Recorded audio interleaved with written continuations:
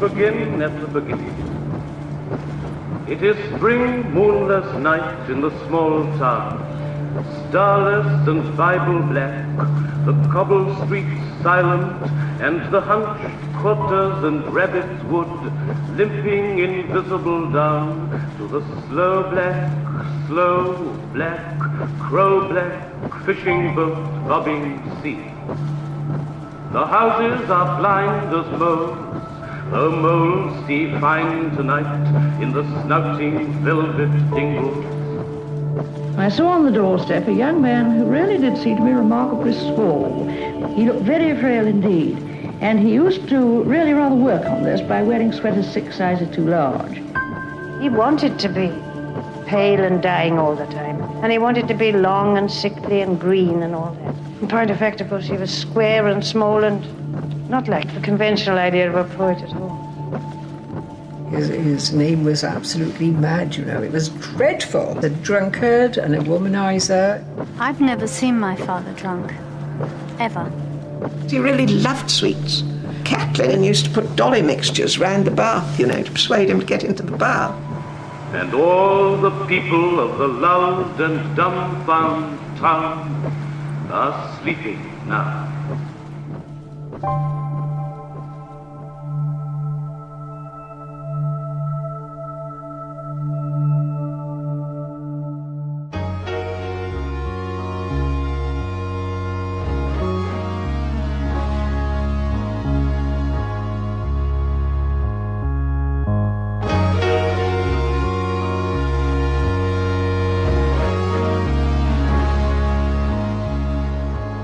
To begin at the beginning.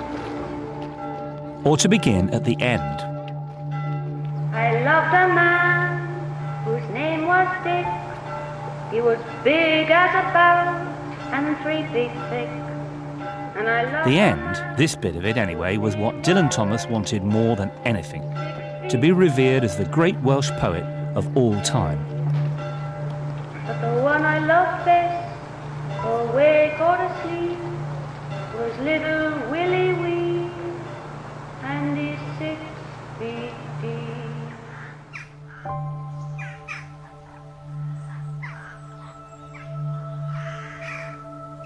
This is the churchyard in Larne, southwest Wales, Anglican church, where Dylan Thomas was buried on the 24th of November 1953. His wife, Kathleen, who survived him by more than 30 years, chose, in spite of their famously quarrelsome marriage, to be buried beside him. Her name is on the other side of this cross, a simple memorial to them both.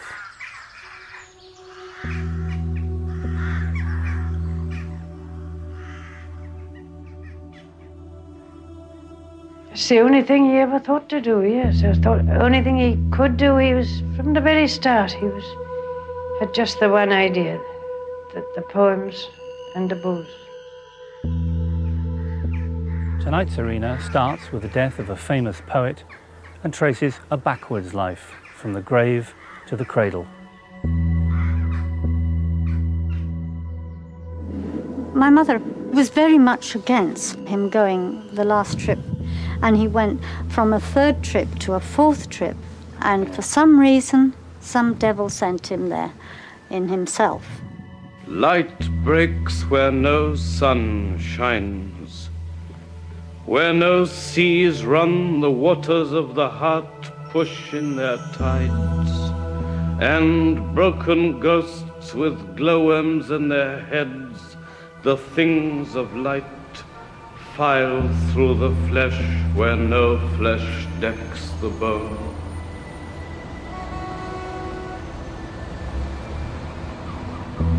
The end for Dylan Thomas began 3,000 miles away in a blue-collar tavern in Lower Manhattan. Between 2 and 3:30 a.m. on the morning of November the 3rd, 1953, in this bar, Dylan Thomas consumed 18 straight whiskies. That's 18 English doubles rather than 18 English singles. He died 6 days later of what one doctor described as this severe insult to the brain.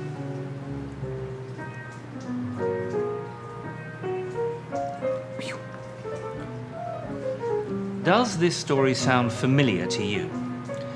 I myself have read it in no less an authoritative source than the Rough Guide to Britain. It does sound exactly the way this wild, drunken Welsh poet might have died. The trouble is, it's almost certainly completely untrue. There were people in the bar that night, and none of them remember him drinking anything like that amount.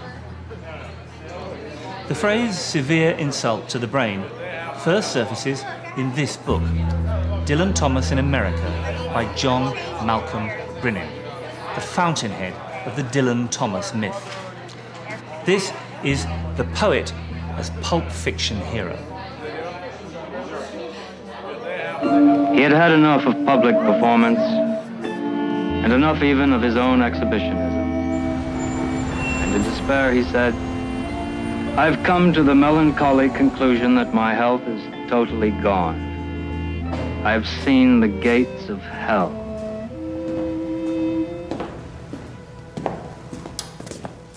Now I am a man no more, and a black reward for a roaring life, sighed the old ramrod, dying of strangers.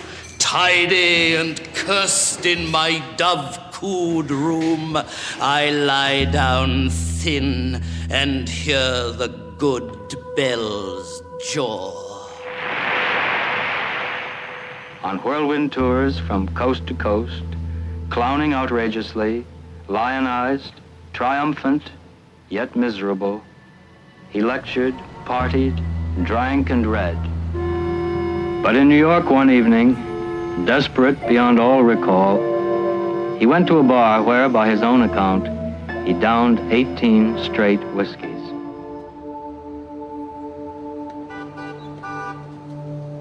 This is the room in the Chelsea Hotel where his long, painful, lied-about death began.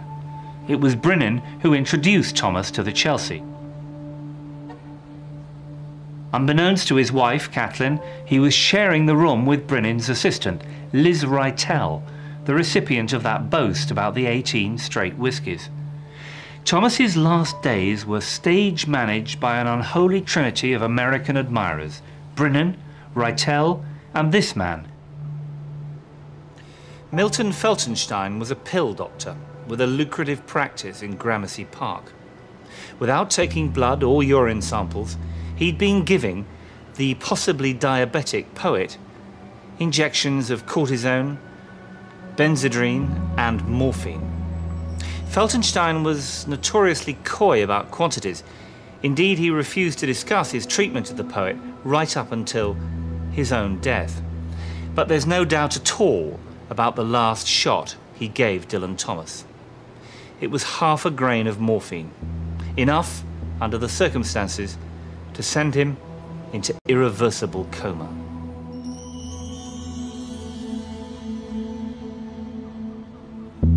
The last thing he saw was his hotel room. He never regained consciousness. And death shall have no dominion under the windings of the sea. They lying long shall not die windily, twisting on racks when sinews give way, strapped to a wheel, yet they shall not break. Faith in their hand shall snap in two, and the unicorn evils run them through. Split all ends up, they shan't crack, and death shall have no dominion. Why are we so preoccupied with the details of Dylan Thomas's death? Why linger over this image of the overweight little man with the touchingly tiny hands who breathed his last surrounded by crowds of spectators? Sometimes up to 200 of them came in off the street to press against the glass at the end of the ward where he was lying. Well, he was something of a celebrity when he was alive, but his death made him a legend. I'm standing on the balcony of the Boathouse, the place where Thomas and his family lived during the last years of his life. It's now firmly on the tourist map, a place of literary pilgrimage, in Larne, an idyllic small village by the sea.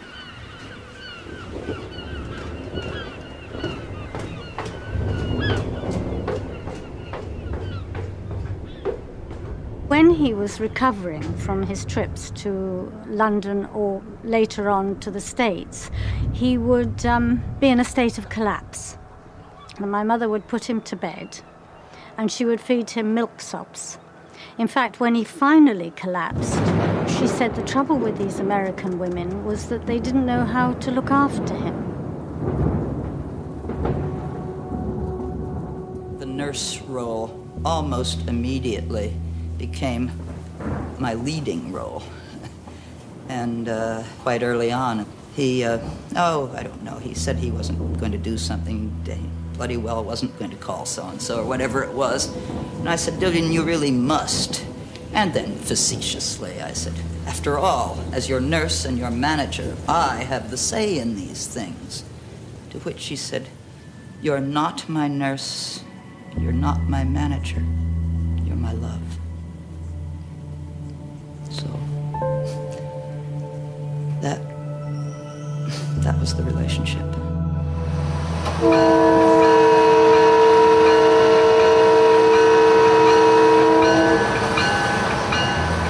Oh my God, those American women are absolutely shameless. They were sending him flowers, they were all over him. That made me furious. You know, there was I slaving away in the bogs with my children, and there was he gallivanting up, and you know, I really have to have been mad with rage.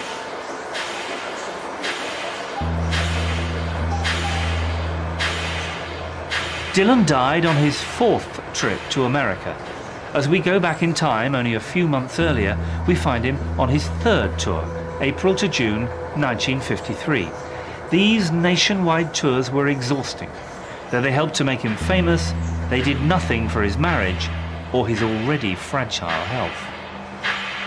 One fellow said to him, "Why, Mr. Thomas, have you come to the United States on this occasion?" And Dylan said, "In my eternal search for naked women in diaphanous macintoshes." He always turned up for his engagements. He managed that, but it was costing him too much because then he was required to entertain basically his hosts, go to parties, meet people, and then very early next morning, after inadequate sleep, he would be on the train or someone would be ferrying him to the next engagement. He was being lionized, and he was eating it up. The women throwing themselves at him, being outrageous whenever he had a chance to be. I think what really did my father in on that last trip particularly, and the previous one, was that Time magazine had come out with an article depicting him as a sponger, a liar and a thief, and somebody who pinched the bottoms of all the faculty wives, made passes at the students and so forth. And of course then everyone's expectations were such that if he didn't behave in that way, people were slightly disappointed. At times, he would feel a sense of guilt. Getting his letters from Caitlin, he would forget sometimes to send money back when needed for the children, let's hope. So he would send these poisonous letters. There was torment, yeah. I'm writing this in Poker Flat Saloon, Sedona, Arizona, surrounded by genuine cowboys in 10-gallon Stetson and being treated to rye whiskey by a sheriff with 2 pearl-handled revolvers in his belt. Wish you were with us. Love, Dylan.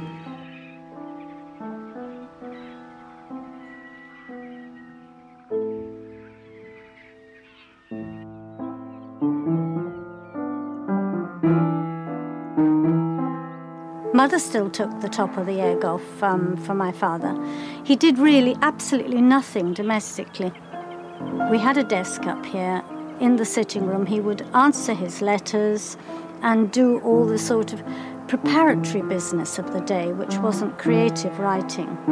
Then he would go to his father and they would do the Times crossword. Then he would go to the pub, Brown's Hotel. That was 11 o'clock.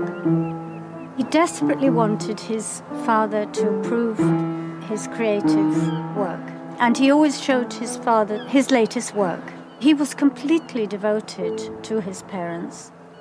My grandmother was a very maternal sort of person, but she just hadn't had the educational opportunities that her husband, DJ, had had. DJ never smiled. He just wore a trilby to cover his baldness, and he was very severe, and I can never remember him ever smiling at anybody. Old age should burn and rave at close of day. Rage, rage against the dying of the light. Though wise men at their end know dark is right, because their words had forked no lightning, they do not go gentle into that good night. Do not go gentle into that good night. This simple, half-Christian, half-pagan challenge to the power of death has a universal appeal. It's a villanelle, a 19-line poem with only 2 rhymes and a repeated chorus line. Not an easy thing to write in English, but Dylan Thomas was as precise as he was original about verse form. It was written in 1951 for DJ, his father, who was dying, a retired, defeated schoolmaster, but it's a look back over the poet's shoulder at a once terrifying figure, an old-fashioned atheist who'd shake his fist at God and the mess he'd made of the world. Dylan used to come in. He used to come in every day, and they used to do the Times crossword. That was the starting of the day, always. And then Daddy, he would beat him as regards knowing the old masters, you know, quotations and so on. But, of course, before the end, Dylan got as good as, and better than Daddy then.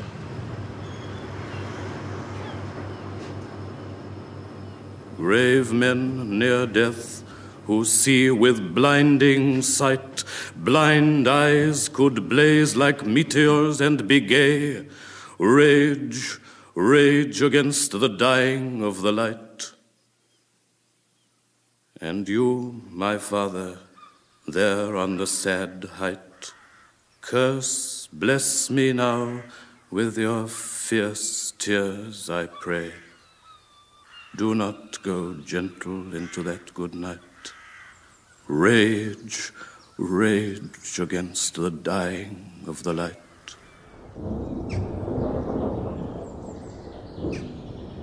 Dylan's father was a teacher in Swansea Grammar School.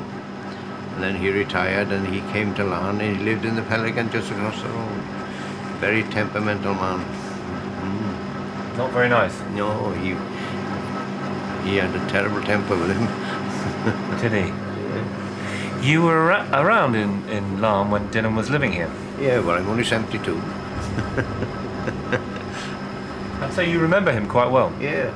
I worked in Victoria Bakery. And he used to pass there every time we used to go home to the boathouse. And we had quite a few chats in here. And that's all I can ever remember him drinking here were half pints of beer. Just half pints? Yeah. So he never seemed drunk to you or kind of... Oh yeah, he'd have a few, right? But, well, he was one of the boys. Like, you know, he used to get involved with everybody. When my mother was interviewed in her life, when she emphasized the home life of my father over the public one, people were not happy at all. And I found the same when I start going on about my father's routine and how he never drank when he worked, and that the drinking was always of a very, very temperate nature. People, first of all, don't believe me. Secondly, don't want to believe me. And they want my father cast as the icon. They want him to be this terrible person that can be warned against.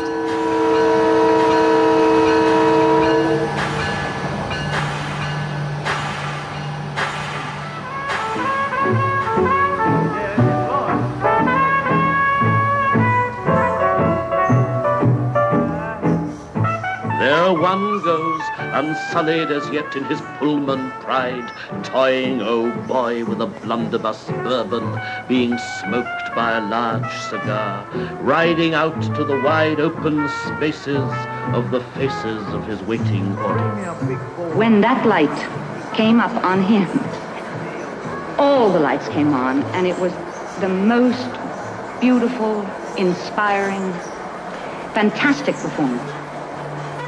The Welsh quality, the voice was just very special, the golden voice. As a sculptor, I felt that he was doing things with words that I hadn't found in other poetry. We weren't used to that kind of thing. You never get that arse-licking in England and so on. He adored it, he loved it. I don't blame him. I was probably very envious and resentful. Dylan, will you read me some poetry tonight before you and Kathleen go home? Pleasure.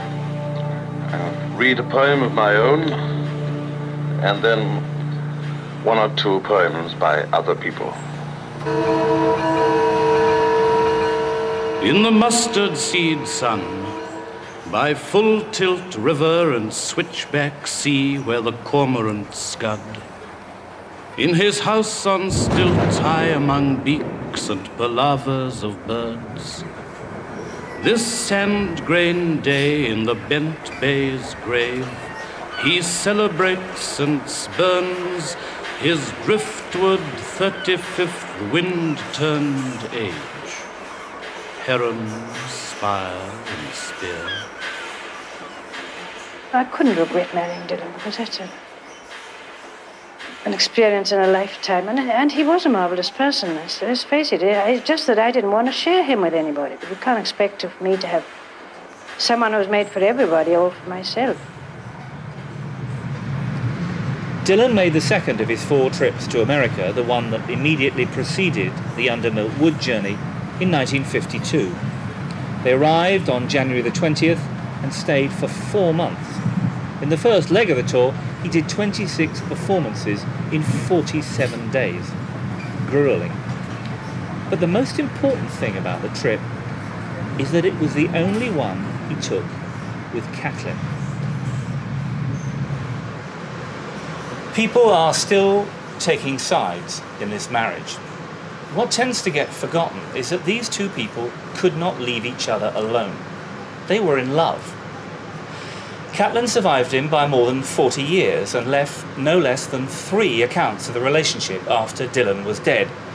But though she could be seen as both progenitor and participant in the Dylan Thomas myth, the fact is that she was genuinely concerned for him. And she paid him the supreme compliment that, unlike the campus groupies, she never made the mistake of taking him too seriously. There's a wonderful story of a posh dinner party in Carmel in California. As people are clearing their throats, ready for Dylan to start singing for his supper, Kathleen growls, and now I suppose we'll have some poetry. The public theatricality of their rows was actually designed to keep people out.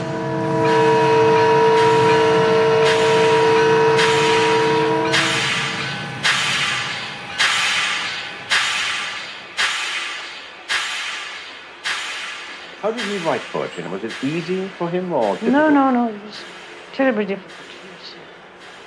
He used to go into his little shed and scrape and scratch and mutter and mumble and intone and change. And he was frightfully slow, you know. In one whole long afternoon from about 2 to 7, he might have done just 1 line or taken out 1 word or put in 1 word.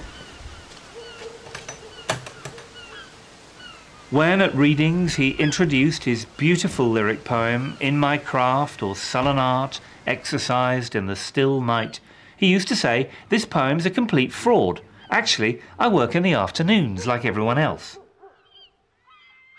And he did work. He wrote and rewrote, often using a thesaurus to find exactly the right synonyms. He's said to have produced up to 200 separate and distinct versions of the same poem.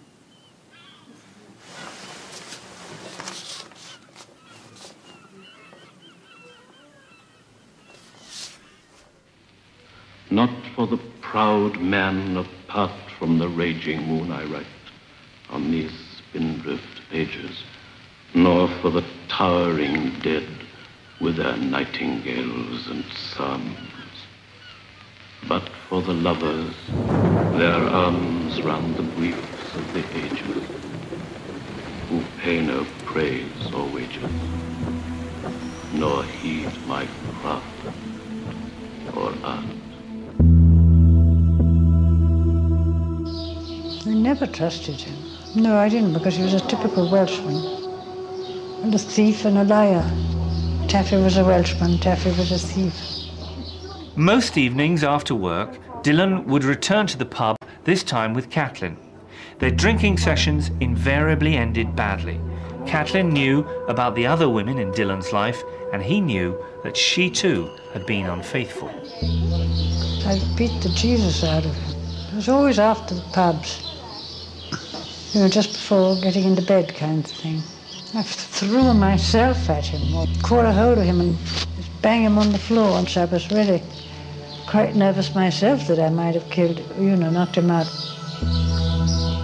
I think we probably sort of got into bed and passed out, and then when we came to, we were all kind of all over each other and very tender and apologetic and all the rest.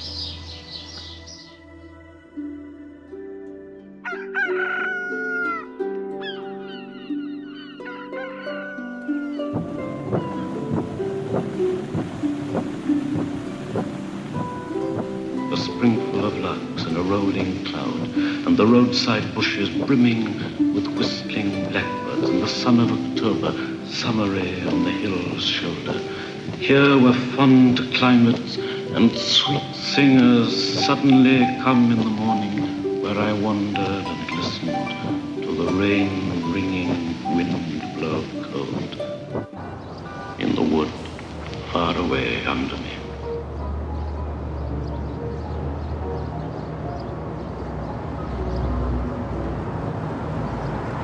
The first time that Thomas went to America was from February to June 1950. What did they make of him? What were they expecting? A spokesperson for poetry, the spinster's friend, as Thomas himself described it, or something a little more exciting?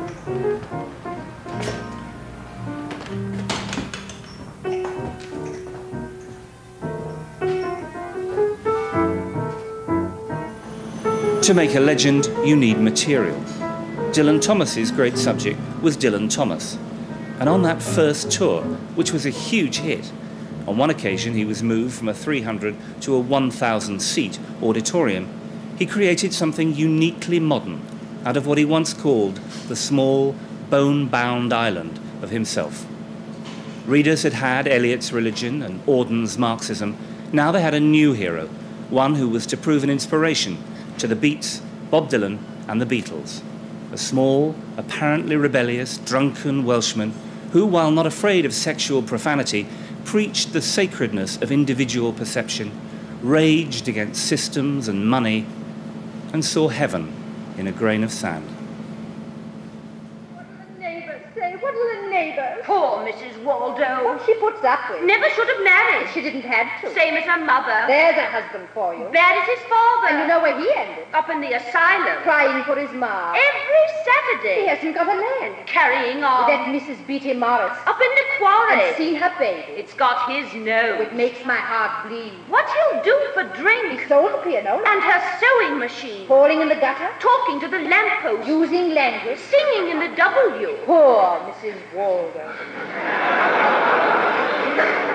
Off stage in the house, he just liked his warm slippers and his dish of titbits and pickled onions and sardines and anything with a lot of vinegar and cockles, all put on a plate which he'd stuff into his mouth when he was listening to the cricket scores. He was just Mr. Everyman until he put on the act of being the poet, or until he wrote his poetry.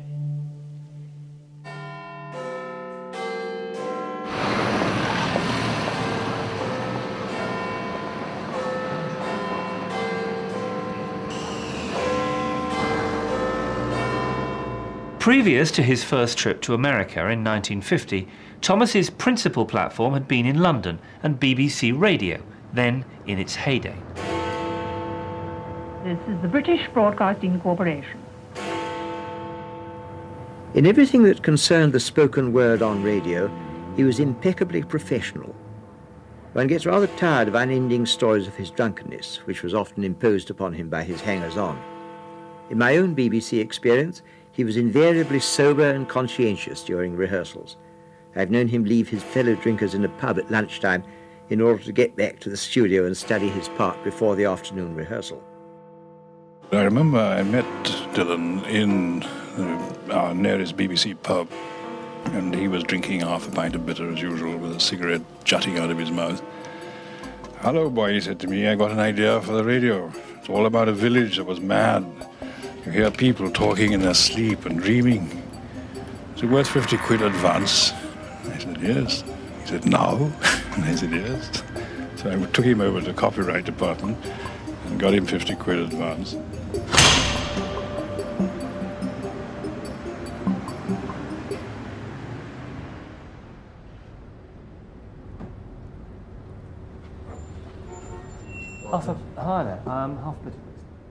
We continue on our backwards journey. The American chapter of Dylan Thomas's life has not yet begun. But at home, BBC Radio has made him a household name. Thomas has come to be viewed as a kind of ancient Celtic bard, but actually he's one of the most modernistic poets of the 20th century. He loved microphone, he loved film, he loved detective stories, he loved being on.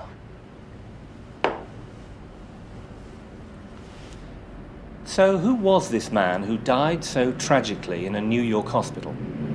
An obscure, drunken, penniless poet? He wasn't actually. As we go backwards through Dylan Thomas's life, we find that in the late 40s he was a British media star whose drink of choice was a half pint of bitter. He was a key broadcaster in BBC Radio's legendary Sound Features department, nearly all of whom drank in this very pub. Between 1945 and 1953, he wrote or appeared in nearly 200 radio broadcasts and even made a television appearance, now sadly lost to us. He was a man with a reputation among his peers, a reputation for reliability.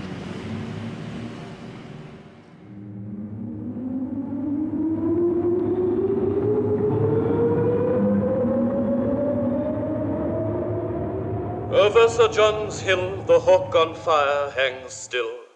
In a hoisted cloud at drop of dusk he pulls to his claws and gallows. Up the rays of his eyes the small birds of the bay, and the shrill child's play wars of the sparrows and such who swan sing dusk in wrangling hedges. I came to see that there were two halves to him. There was the very serious, mature poet who matured terribly early, and there was also, I think, the little Welsh boy who never grew up. If you regarded Dylan as a toddler, I mean, toddlers are dirty and noisy and everything, but you love them. And Dylan had very much that endearing quality. Before that first trip to America, the family had only 9 months in the boathouse. Catelyn described it as the last happy period of their lives. The boathouse had been paid for by Margaret Taylor, wife of the Oxford historian A.J.P. Taylor. People talk a lot about Dylan's borrowing and stealing, but quite a lot of people sponged off him. When Dylan was in the money, he was incredibly generous. Dylan used to worry terribly about it, even sleepless nights about the money. That really accumulated and got worse, and the bills and the debts and all that. But of course then he got this patroness, Margaret Taylor, you know, and she helped us more than anybody. Without her, I don't know what we would have done, because she bought us various houses, put us up also in Oxford in a little studio place in the grounds and so on. He was quite prepared to pay the price to these patronesses. If they wanted to go to bed with him, he was going to do it. Dylan said, "I'm terribly worried about money. How about giving me a contract?" "Oh," I said, "I don't suppose there's any contract you would keep, except perhaps one you wrote yourself." And I pushed the menu across to him and said, "Write your own contract, and I'll see if the BBC can back it." All right, he said, and this is what he wrote. Clause 1. £10 a week to be paid direct to Caitlin for the groceries. Clause 2. Must live in Wales. Clause 3. Must come to London 2 days a month for a piss-up. Clause 4. Don't pay me anything till I've written it. He said, that's one I'll keep. And I believe he would have, but I could never persuade the BBC to take it seriously.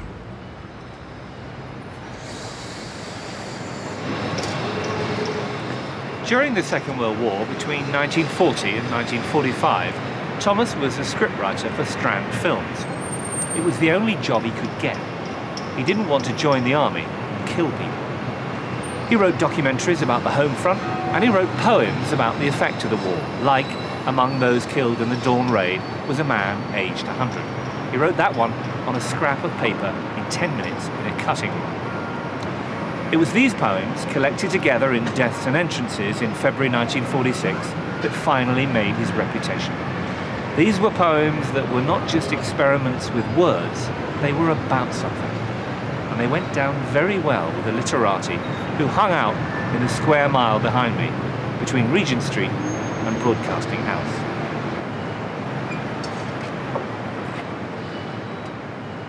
Among those killed in the Dawn Raid was a man aged 100. When the morning was waking over the war, he put on his clothes and stepped out and he died. The locks yawned loose and a blast blew them wide. He dropped where he loved on the burst pavement stone and the funeral grains of the slaughtered floor. Till his street on its back he stopped the sun, and the craters of his eyes grew spring shoots and fire when all the keys shot from the locks and rang. Thomas was relieved of the need to register as a conscientious objector because he was classed C3 as a physical specimen. When the war began, he and Caitlin had been married for 2 years. During the war, they had their second child, Aronwy, and lived an existence financially precarious and unsettled, half in London and the home counties, half in Wales. The first time I met him was in Swansea during the Blitz. I remember him reciting Milton in a pub, and people who had never heard of Milton listened with awe and begged him to go on. For some reason, uniform absolutely infuriated. John Pritchard told me that he was walking past the Swiss, was it, one time, and Dillon came rolling out through the blackout doors. And Caitlin came after him and she said to John, if only Dillon would just once pick on a little man. Uniform infuriated him. My mother and father led a nomadic life. I went and sponged on different people at different times, but it wasn't considered sponging, it was considered they would enjoy him. And they went down very well with the literati who hung out in the square mile behind me, between Regent Street and Broadcasting House. Stalking a dead writer can be a cumbersome business, sifting through the evidence, accounts written or recorded at the time, recollected in tranquility decades later, each witness with their own take.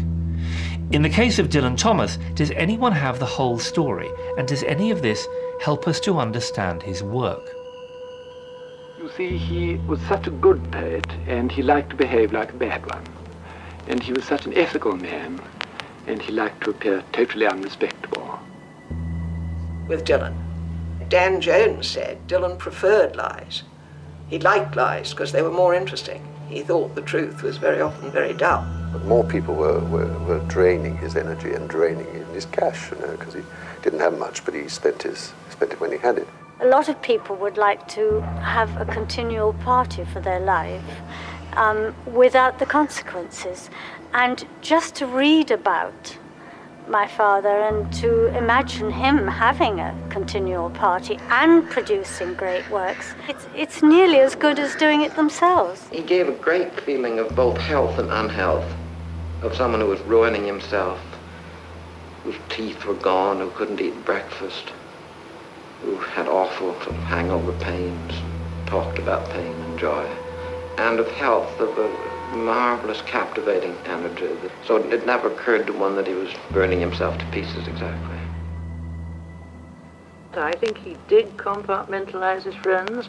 I know sometimes I've come out of the 6 bells at Chelsea with Dylan, and this is a long time ago, of course, he was about 20, and some friends of his were walking on the other side of the road, and he would leave me and go and talk to them. There's only one thing on which they all agree. He was always true to his own sense of himself as a poet. What is it about this man that provokes such disparate testimonies? Did any one of them really understand him? There's no question that the person who was most central to the contradictions in his life was his wife. Kathleen McNamara was born in London of Irish parents, with a background altogether different from Thomas.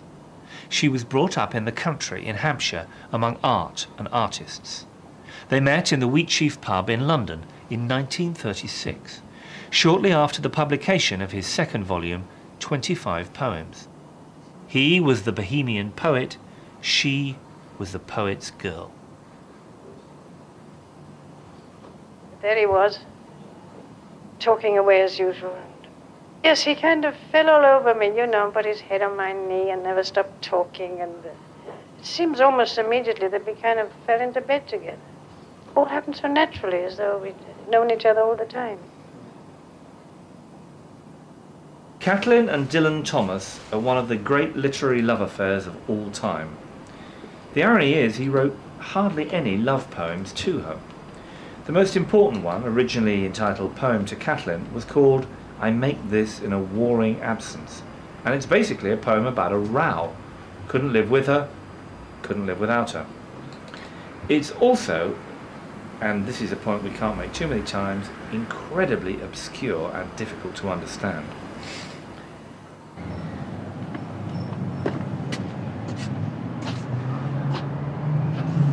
His friend, Vernon Watkins, said it took him 3 weeks to write the third verse alone, and 3 or 4 days to change the last line of that verse from proud as a mule's womb and huge as insects to proud as a sucked stone and huge as sand grains.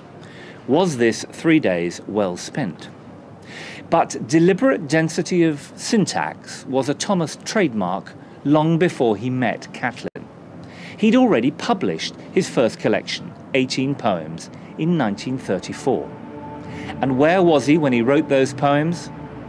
His hometown, Swansea.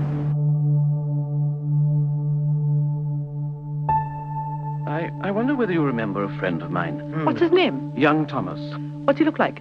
He'd be about 17 or 18, and about medium height. Above medium height for Wales, I mean. He's 5'6½". Thick blubber lips, snub nose, curly mouse-brown hair, one front tooth broken after playing a game called Cats and Dogs in the Mermaid Mumbles. Speaks rather fancy, truculent, plausible, bit of a shower-off. +4s and no breakfast, you know. Used to have poems printed in the Herald of Wales. There was one about an open-air performance of Electra in Mrs. Bertie Perkins's garden in Sketty. He lived up the uplands. A bombastic, adolescent, provincial bohemian with a thick-knotted artist's tie made out of his sister's scarf. She never knew where it had gone. And a cricket shirt dyed bottle green. A gabbing, ambitious, mock-tough, pretentious young man. And moly, too. There's words. What you want to find him for? I wouldn't touch him with a barge pole, would you, Mr. Griffith? Mind, you can never tell.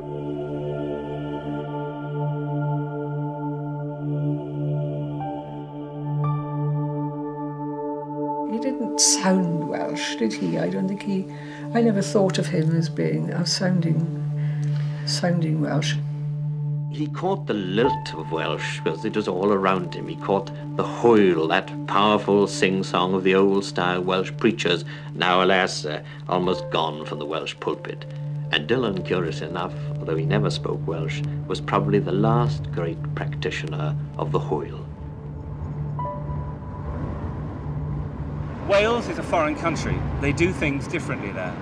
Some people see the Welsh as poor relations of the English, even going so far as to think it's perfectly okay to make racist remarks about them, as did Dylan Thomas's wife. Insulting the Welsh has become a kind of English hobby. Thomas's parents would have spoken Welsh at home, but his father did not want the boy to grow up learning the language. He felt that being Welsh-speaking would have impeded the boy's progress, a commonly held delusion of the time. And Thomas, when you hear him, doesn't sound particularly Welsh. He cultivated a kind of classic English actor's voice, the one you hear on the recordings. He once described himself as a poor man's Charles Lawton. But don't be fooled by that.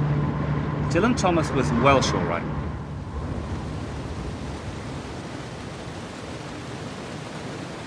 Once he was with his Swansea friends, he was relaxed in a way that I don't think anybody ever saw him. You know, in those days he was laughing. And when Dylan laughed, he used to hug himself like a child and laugh uproariously so that he couldn't stop. Because we were always afraid of what our parents would say when we got back and explained we'd been out with Dylan. If you could paint Swansea red, we painted it a very pleasant colour of red, and Dylan was the chief painter. I didn't really like Dylan Thomas's poetry in my 20s. I thought his work was lacking in rigour, the kind of stuff that ends up on tea towels. I don't think that way now, nor do a lot of other people. If you put Thomas's name into a search engine on the World Wide Web, you'll get around 270,000 hits for Dylan, and for W.H. Auden, you'll get around 120,000. Dylan Thomas is the most familiar, most famous poet of the 20th century. He knew exactly what he was doing from the very beginning. He had no doubts about himself. He often thought he was going wrong, taking the wrong turning, but he had no doubt that in the end he was going to be a very important poet. He had a very literal mind. I mean, when I first met him, he described the work of revision he did on his poems as very like plumbing, getting things in the right position and so that they function properly. There was, when he was very young, something very romantic about being ill and dying young. He told me that he was tubercular. He'd been to see a doctor who'd given him only 6 months to live. None of this being true. Well, as regards English, he was always top. But as regards everything else, he didn't bother. He didn't go on to university? No, he wouldn't go. He said there were, well, when his dad used to ask him, he used to say, well, there's no need of it. He could put on that coy look with those big, wondering eyes of his, and those little bubble curls you had in those days, and he'd look so innocent. And then suddenly he'd start to smile. He had a cracked tooth which gave him almost a Satan look. You know, suddenly you could see that there was that the angel was a wicked angel. One of the things that I remember most of all about Dylan is his tremendous sense of fantasy weaving. For example, we could be involved for hours, even days, on problems like how many mice it would take to pull the Flying Scotsman from Glasgow to Euston. The only person he was afraid of was his father. For the rest of the masters, he treated with a rather pleasant form of contempt. Dylan probably played truant as much as he attended school. When Dylan felt like pushing off, he just climbed over the school wall and was gone. The fact that his father was senior English master acted as no brake upon that at all. His father was my English master. Dylan's father himself was a very remarkable man, a great scholar, tremendous appreciation of English literature.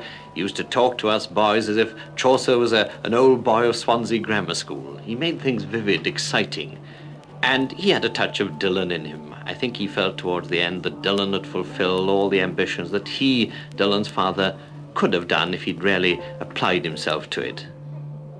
We've seen the young poet, encased in talent like a uniform, struggling his way out of obscurity, in both senses of the word, to become a respected and comparatively well-paid public figure. We've seen his much mythologized romantic persona, difficulties with women, with money, difficulties with drink, and the potent image of his death, as insidiously glamorous as Keats's consumption or Shelley's drowning. But remember, it's only a handful of lyrics that most people know. which certainly don't include Altar Wise by Owllight or How Shall My Animal. Why did he influence John Lennon and Bob Dylan? Is it just that there's something rebellious about his attitude?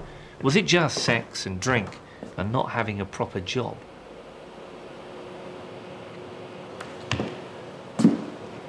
Well, he found his lyric gift when he was very young.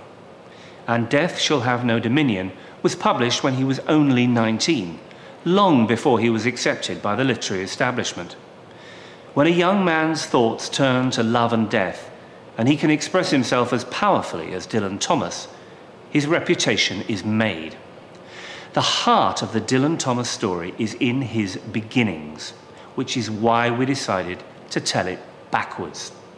Its secrets lie hidden a mile or so north of here, in a quiet suburban street in the Uplands district of Swansea.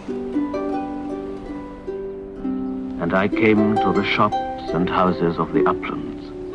Here and around here it was that the journey had begun of the one I was pursuing through his past.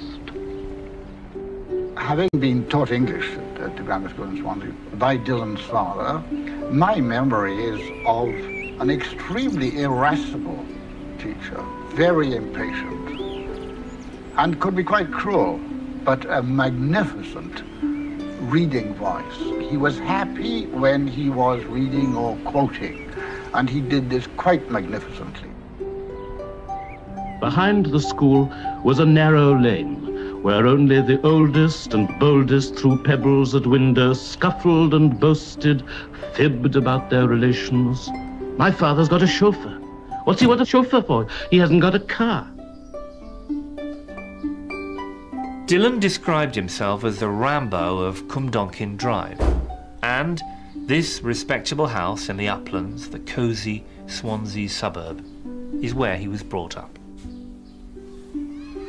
Oh, he started about 8, I should think. Really? 8 or 9, yeah. We started a poem. Oh, yeah. Children all day capered or squealed by the glazed or bashing sea, and the steam organ wheezed its waltzes in the threadbare playground and the waste lot where the Dodgems dodged behind the pickle factory. And, you know, he'd ask his sister sometimes, he'd say, what shall I write about now? And you know what sisters are, they're not very patient with their brothers. And she'd say, oh, write about the kitchen sink. He wrote a poem, most interesting little poem about the kitchen sink. In this room on the ground floor, his father, given to wearing a hat in the house to hide his baldness, retreated to his books. It was then in my father's brown study before homework that I began to know one kind of writing from another, one kind of badness, one kind of goodness. But you couldn't keep all his stuff he was writing because, well, I'd have had the house full. We wouldn't have had a room to live in. His mother and I were big friends, you see. He was in all mischievous. Oh, he was a terror. Nice boy, though. And I went up through the White Grove into Cumdonkin Park. Though it was only a little park, it held within its borders of old, tall trees, notched with our names and shabby from our climbing, as many secret places, caverns and forests, prairies and deserts, as a country somewhere at the end of the sea. Dylan Thomas once said he had all the disadvantages of a happy childhood, a perfect time that's gone and will never come again. He was also blessed, or cursed, with perfect recall, the kind that seems to plague so many writers, which is perhaps why childhood, along with death, is one of his great subjects. His language, too, is like that of a child, a concern for words, for their sound as much as for their sense. The tragedy of Dylan Thomas the man is that he never managed to escape the charmed playground of his childhood. He never really grew up, and in one sense, never saw why he should. His triumph as a poet is that he never escaped seeing the heaven that lay about him in his infancy. Oh, as I was young and easy in the mercy of his means, time held me green and dying, though I sang in my chains like the sea. The child he was the child he became. There was a cost involved in that.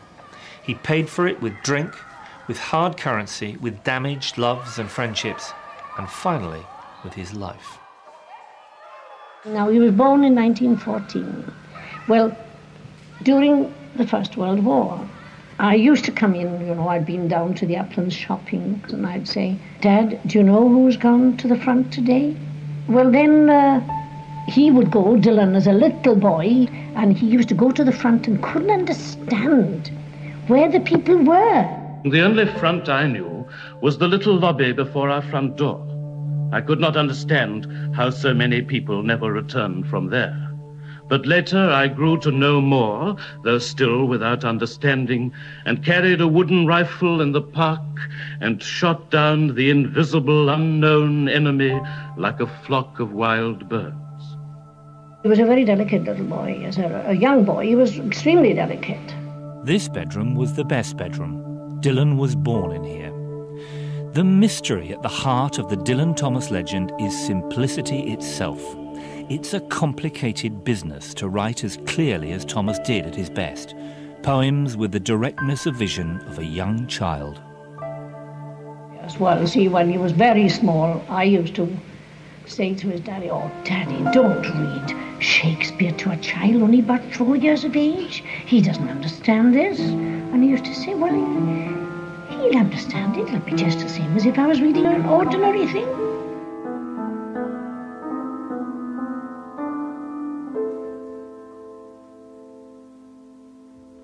For me, if the answer lies anywhere, it lies in this room, and in the picture of a small boy lost in the wonder of words and his own imagination. Dylan Thomas knew one big thing: poetry. It was the only place where he was completely honest. It was the only thing to which he was completely true. It was in his beginning, and, to use the biblical symmetry of so much of his language, it was in his end. He died asking questions about the placing of an apostrophe. For poetry was his first love, here in this room, and it was his last, in that other place where he died so alone on the other side of the broad Atlantic. Soon the bell would ring for the closing of the gates, though the park was empty. The park keeper walked by the reservoir where swans had glided on his rounds. I walked by his side and asked him my questions, up the swathed drives, past buried beds and loaded, utterly still, furred and birdless trees, towards the last gate. He said, "Oh, yes, yes, I knew him well." Dusk drew around us and the town. I said, "What has become of him now?" "Dead," the park keeper said. "Dead, dead, dead, dead, dead."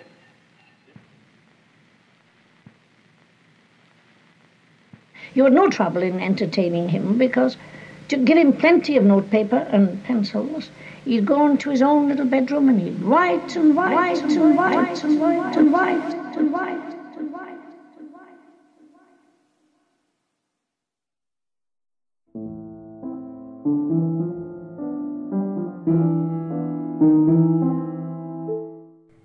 Ian Hislop looks at the changing role of the modern poet laureate in a few moments here on BBC4. And you can go to the Poetry Season website to find out more on Dylan Thomas, as presenter Nigel Williams reflects on the poet as a rebel, his American success, and the cultivation of the Thomas myth.